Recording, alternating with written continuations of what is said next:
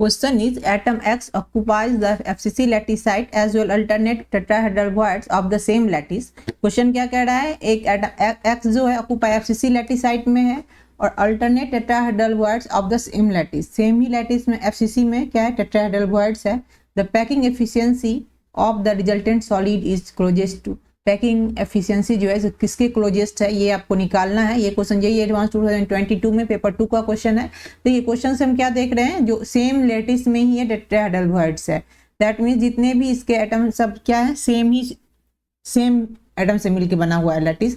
That means ये कैसा हो गया, डायमंड टाइप जो स्ट्रक्चर होता है वैसा स्ट्रक्चर हो गया. तो FCC होता है डायमंड भी.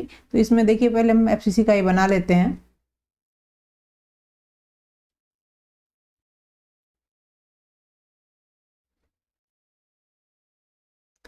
ये हो गया FCC का.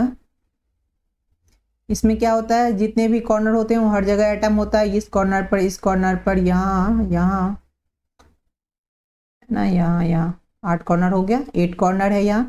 और हर फेस पे होता है, 6 फेस होते हैं तो 6 फेस पे होता है. ओके, ये आगे वाला, ये पीछे वाला फेस. ओके, टेट्राहेड्रल वॉइड्स की बात हो रही है तो इसमें भी बना लेते हैं. पर यूनिट सेल पर कितना होता है, पर एटम कितना होता है पर यूनिट सेल में, है ना.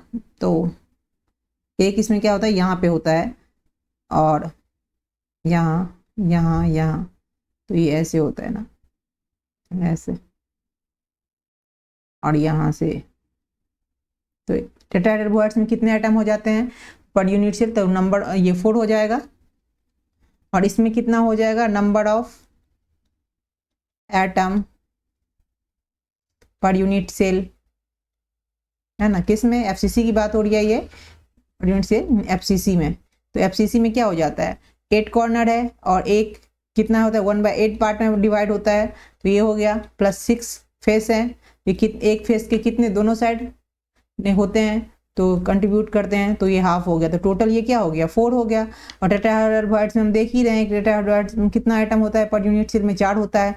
तो टोटल कितना हो गया, टोटल एटम यहाँ लिख लेते हैं. Okay, total atom given lattice, जो लैटिस दिया गया है उसमें टोटल एटम कितना है आपके अपने पास, 8 हो गया.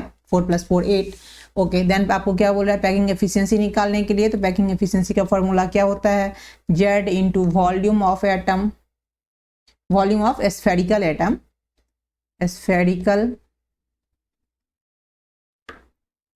स्फेरिकल ये एटम है. Okay, spherical atom by volume of cubic lattice और यूनिट सेल, जो भी आप लिखोगे, वॉल्यूम ऑफ क्यूबिक लैटिस.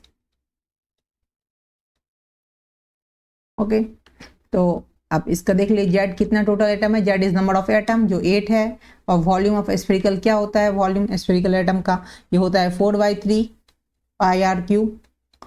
और वॉल्यूम ये तो आपको निकालना पड़ेगा, volume of cubic lattice cell, इसको AQ यहाँ लिख देते हैं. ये पैकिंग इफिशियंसी बात हो रही है, इंटू 100 होगा. परसेंटेज निकालना है तो यहाँ भी इंटू 100 हो जाएगा. अब देखिए AQ कैसे निकालेंगे, ये डायमंड जैसा इसका स्ट्रक्चर है तो इसमें एक रिलेशन होता है 2R = √3/4A. ये आप सबको याद ही होगा, है ना. जो ऐसे होता है इस दोनों के बीच का जो ये 2R होता है, इसका जो वैल्यू होता है ये √3/4A होता है. तो 2R, तो A यहाँ से हम निकाल सकते हैं. ये क्या हो जाएगा, 8R/√3. यही वैल्यू हम यहाँ पुट कर देंगे तो ये आपका आ जाएगा 8 × 4/3 πr3. और ये आ जाएगा 8R/√3 का होल क्यूब इंटू 100.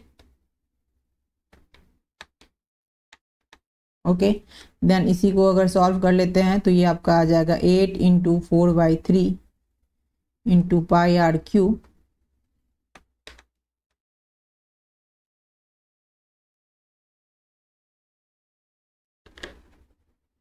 बाय, इसको सिंपल तरीका से लिख लेते हैं 8 × 8 × 8 इंटू r³ बाय, यहाँ क्या आ जाएगा, नीचे 3√3 आ जाएगा. तो क्योंकि 3 बार √3 हो गया तो इसको 3√3 लिख सकते हैं. इंटू 100 हो जाएगा.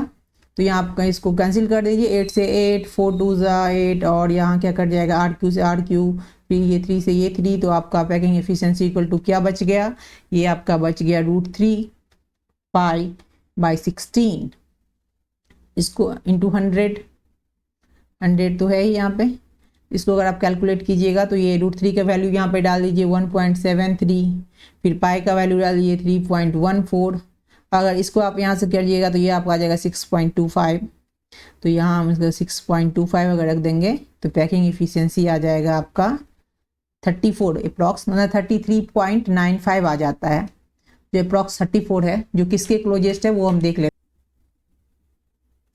जो आपके 35 के क्लोजेस्ट है। तो दिस इज आंसर।